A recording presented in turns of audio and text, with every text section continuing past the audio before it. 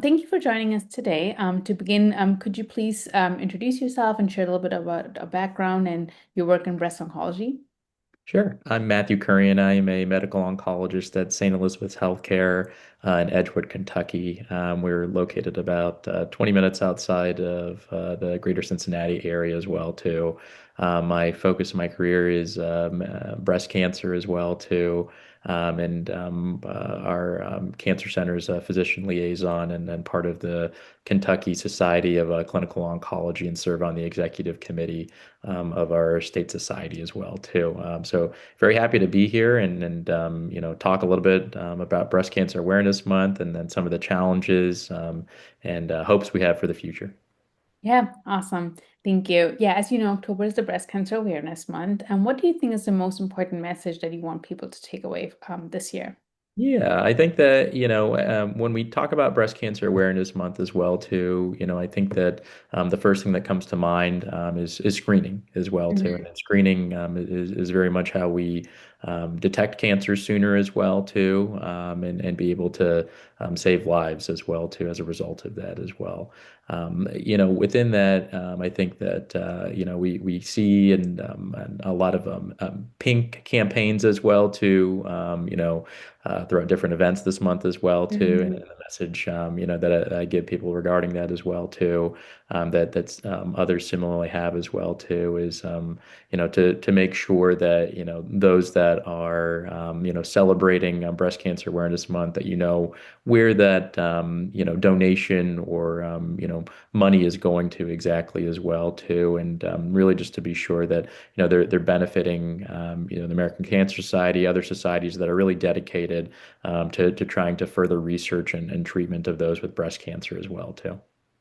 That is very true. There's so many scams, especially nowadays, happening, and especially using cancer as a pain point. Like they've been very, very successful. So it's really important to kind of vet the source for sure. Definitely, yeah. Dr. Teplinsky, puts this Yeah. as a term called pink washing as well. As well. Hmm. I think that that is definitely something that it's excellent and fantastic to raise awareness Hmm. about breast cancer and the research and work that we all do together as well too. But we want those things to go to the societies that are set up to handle those things as well too, and further research and development of how do we screen better, how do we diagnose better, how do we treat better as well too, and there are many organizations that are dedicated to those for many, many years at this point. Yeah, that's true. And as you know, with screening, right, with the recent new regulations, right, that now all mammogram centers have to notify their patients about their breast density, Right. which is very, very important and was much needed. How should women, I guess, with dense breast think about the additional screening, like MRI and ultrasound? Should they be, when they read like dense breast, like what does that mean? So can you like explain that a little bit more? Yeah, so I think that this is a really important topic. I think that can sometimes be under-recognized depending on what the explanation was regarding your mammogram report. So I tell anyone that has a mammogram as well to really look through that report as well too. And typically, most mammogram reports report something called the BI-RADS as well too. So Mm-hmm. typically, BI-RADS C and D are typically more dense breasts as well too. D being very dense. And when breasts are more dense, essentially as well too, then that obscures the ability to see cancers as well too on regular screening mammography as well too. And that's definitely something that needs to be discussed with the healthcare provider and the breast health center as well too regarding further recommendations as well because it's a little bit different for everyone I would say as well too. Mm-hmm. And you can miss, up to 30 to 40% of some breast cancers if you don't have the right screening recommendations as well, too. So it is something that, when you talk to someone about that, you want to talk about their lifetime risk of breast cancer as well, too, something called the Tyrer-Cruzik score as well, too. So if it's greater than 20%, then typically those folks are traditionally having MRI as well, too, and potentially ultrasound as well, too. Or, they may be having alternating MRI and mammography, every 6 months as well too for those that are higher risk for breast cancer as well too. If you're somewhere but a little bit lower, then the screening recommendations will be a little bit more nuanced as well too. That You may think about potentially, extra screening with potential MRI, but that may not be covered by insurance as well too. Other things like contrast enhanced, MRIs are becoming more popular as well too, a little bit quicker Mhm. to do. But again, a lot of those are a little bit different in terms of your insurance provider covering those or not as well too. But I think it definitely is something that, it really relies on your family history. It relies on the density of your breast as well too. It relies on genetic factors as well too, that may or may not be known as well. So there's all these different factors that we have to take into account as well too. And then if you're someone potentially at average risk as well too, then that really comes down to a discussion with your doctor regarding do we need ultrasound for certain Mhm. areas or not as well? Do we consider contrast enhanced MRI, and then those individuals are patients willing to, potentially pay out of pocket if they don't qualify for, a more traditional MRI as well too. So Mhm. the conversation becomes very nuanced there as well too, and I think it just requires a very detailed discussion regarding each person's risk as well too. Yeah. And I feel like that's where patient empowerment and education is really important and shared decision making because not one solution fits for everyone. So I think that's really important when we need to take time to talk to our patients and discuss and why we are recommending what we're recommending. Definitely, without a doubt. Yeah. All right. As you know, like breast cancer, we know is often, talked about around women's disease, but also men get it too. And I feel like we don't speak about that much. How common is like male breast cancer, and why do you think is the awareness still so low, despite like, there are cases that we see around? Yeah, it's a good question as well too, and I think that the main reason is because it's so rare. I would say Hmm. in general, roughly about 1% of all breast cancer cases as well too, and we're really talking about folks that traditionally have a genetic germline mutation, specifically BRCA2, Hmm. being the one that potentially increases the lifetime risk of a male 6 to 8 times for developing breast cancer as well too. So really within that, I think that there's obviously no screening recommendations for Hmm. males as well too, but definitely if you have that mutation, it's something that we obviously highly consider as well too in that setting specifically. But it's sometimes difficult to pick up as well too. Hmm. Depending on the BMI of that male as well too.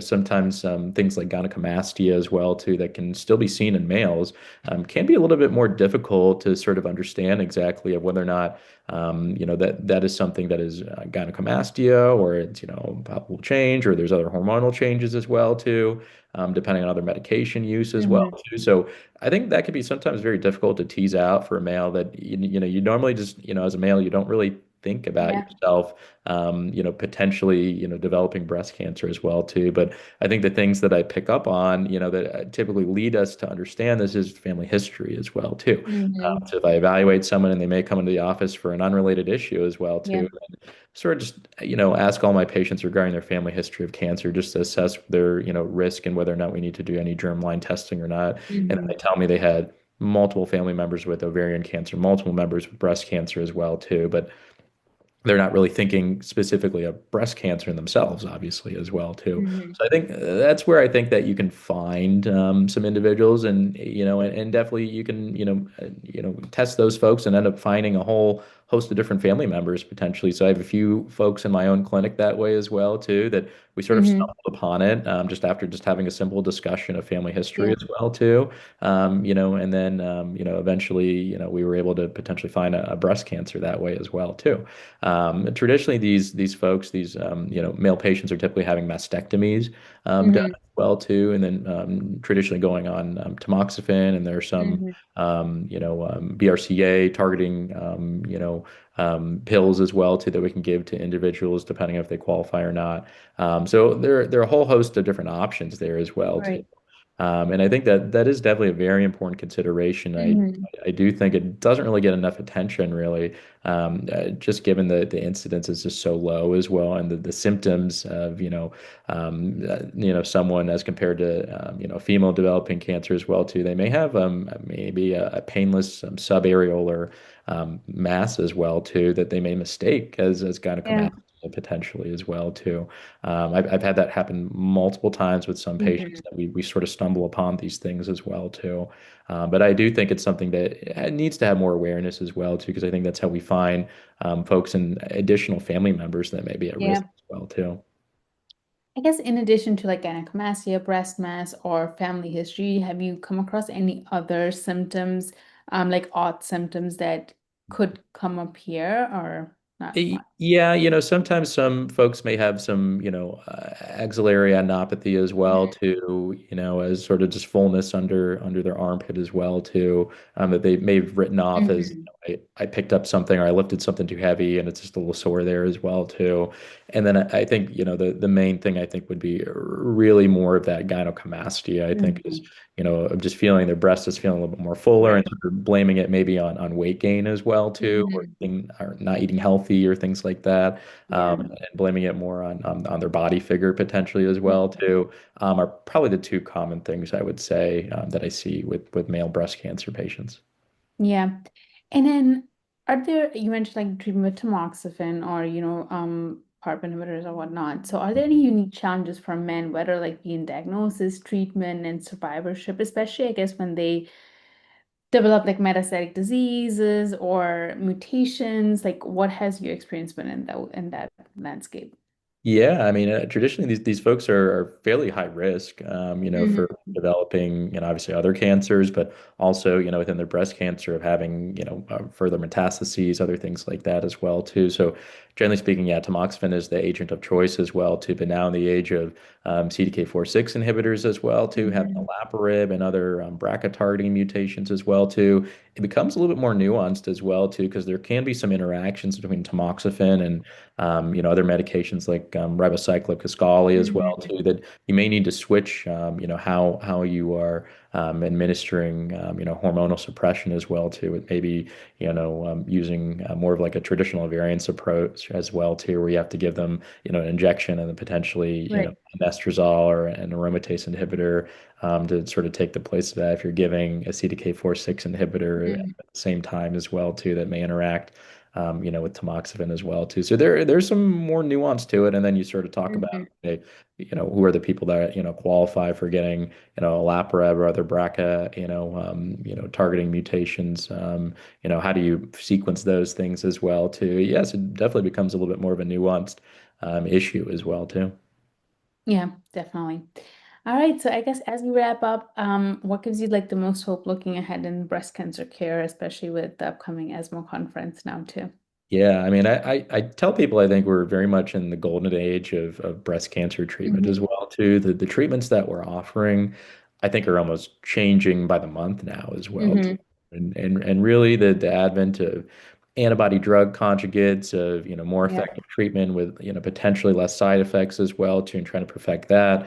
The advent of vaccine related treatments that may prevent recurrences. We had one that's now being pushed to the FDA for HER2, breast cancers as Hmm. well too. There's some that are being looked in triple negative as well too as a preventative vaccine. So that approach I think is going to grow more and more in addition to antibody drug conjugates. And then, the more and more we understand more about the resistance mechanisms of how these cancers grow as well too, then usually what ends up happening and within our field and other parts of oncology is that we test a lot of these newer drugs potentially or usually, in the stage 4 setting, and then that eventually gets Hmm. moved up further and further for Yeah. stage 2, 3, other folks as well too, to help prevent them from ever becoming metastatic as well too. So I think that we're very much in an age where, we have multiple different options for multiple different subtypes of cancers, whether it's HER2 positive, triple negative, hormone positive, HER2 positive, a mix of those as well too.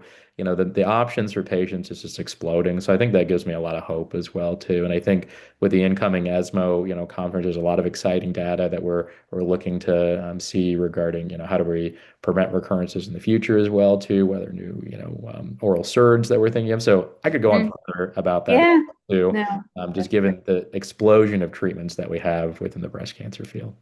Yeah, and what I think is very exciting is also oral options for our patients that doesn't require intramuscular administration or IV. So that's been also very, very exciting. And also like, surveillance, like how are we going to use circulating DNA and whatnot. So I think it's very inspiring what we'll see. Definitely, without a doubt.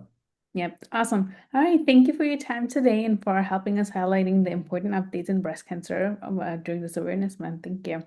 Perfect. Thanks, Jasmine. Awesome.